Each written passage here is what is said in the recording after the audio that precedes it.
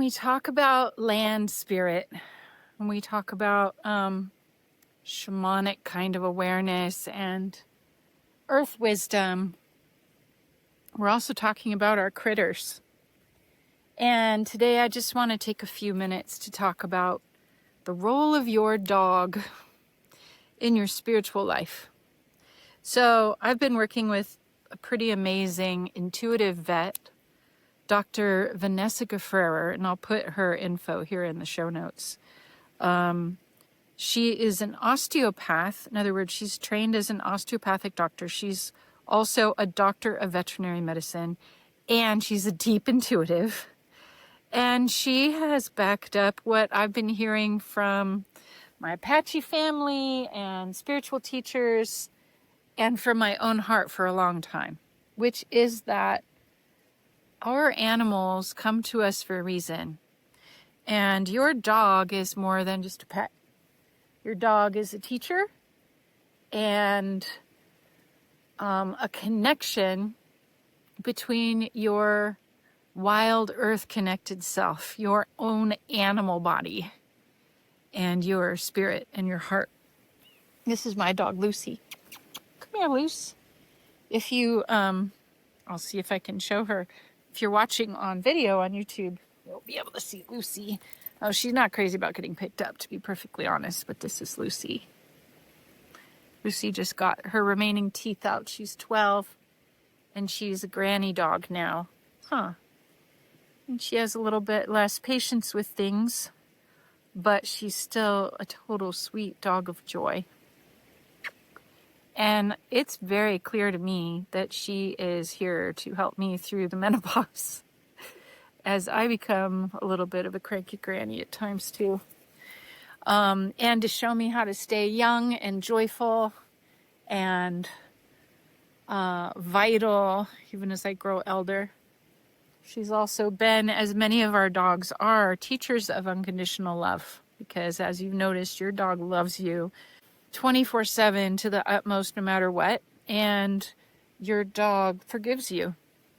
When you do something rotten to your dog, if you yell at your dog, accidentally scold them in a mean way, or, talk mean at them, they'll cower, but then they'll love you anyways.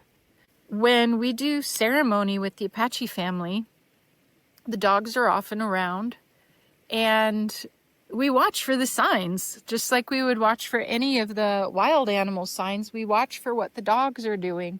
And we take note. If the dogs are circling round and round, wild and crazy, it usually means that there's a lot of pent-up energy that the humans aren't expressing, so the dogs do it. If a dog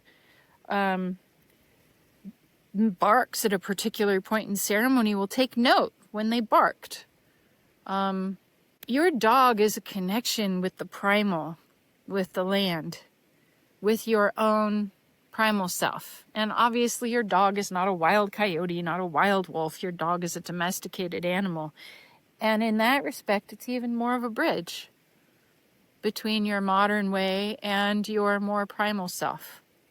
Dr. Vanessa, working with her has been really eye-opening because she can talk to Lucy directly. There's some things that are hard to tell with a dog, like, how much pain is she in from those teeth, and what's she concerned about when she gets shaky at night, and how might I adjust her food a little bit to match her energy better. And it's been invaluable to have that kind of help, to kind of know what's happening in Lucy's body and mind. But what's really been amazing to me is how much Vanessa has been able to relay from Lucy about me and about other people in the household. So it's wild to get on a Zoom call, because I do Zooms with Vanessa sometimes to get help with Lucy. But what ends up happening is Vanessa says, "Oh, Lucy is telling me that you've been kind of stressed and maybe not sleeping that well." I'm like, yeah, busted. Well, Lucy wants you to remember that. I'm like, okay, my dog is giving me a session through this human. Yeah. I remember when I adopted Lucy, it was during a time after my grandparents were beginning to get sick and die. And it was only a couple years after getting Lucy that my mom died, and Lucy got me through that time of grief. And I remember in those times, I felt like she was such a grief counselor for me that I thought, this isn't just a dog. This soul is more than, quote unquote, just a dog. And that's another thing that we do recognize, that, you know, spirit will come to us in any form and manner that will listen. And for some of us, the way that we're willing to receive support and love is from an animal. And I really feel like sometimes our animals are part angel or some kind of bigness that's even more than just a quote unquote normal animal soul. And you know, this isn't my expertise. I don't claim to know everything about animal souls, but there is somebody here coming up that I think you need to meet. This is the newest addition to the family around here. This is Louie. And Louie is parented by my son Colin and his partner Coda, and they live in the downstairs apartment here at my house. And this little Louie is a pooper puppy, just a very small puppy. And if you're listening to audio only right now, you're gonna have to also go over to YouTube and look at this video, because this guy's pretty awesome and ridiculous. And he's a wiener dog. He's a miniature wiener dog puppy. And what do puppies teach us? Scribbly, scrabbly, playfulness, rambunctiousness, energy. They teach us to be kind to our inner child. Yeah. They teach us patience. So I'm curious, you know, what has your dog been to you?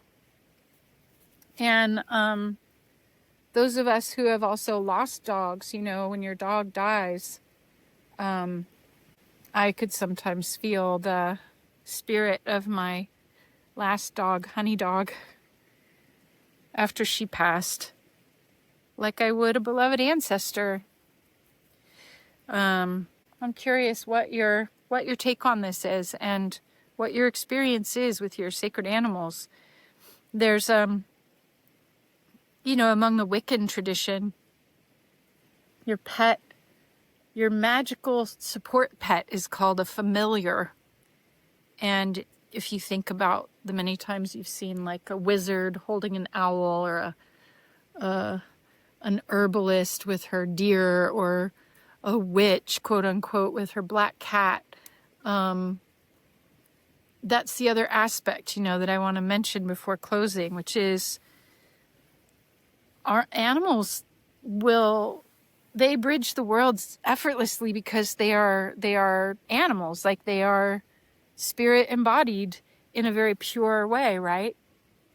And definitely Lucy has had experiences where if I'm running ceremony on retreat here, she wants to be in the circle. She doesn't have as much tolerance for my drum as she used to, but she loves the prayers and she loves the circle talk. And there's a cat, Basho, who lives here on the land with us too, and he really loves the drum. He loves the drum, he loves the rattle, he loves to be around anytime I've got a circle of people going into deep meditation. He wants to be right there. So our animals are magical support beings. They're our assistants, they're our teachers. I think of course they're our beloveds. And I'm so grateful to have my dog, to have the other animals around, teachers of such love. Tell me what you think too. Thanks for listening.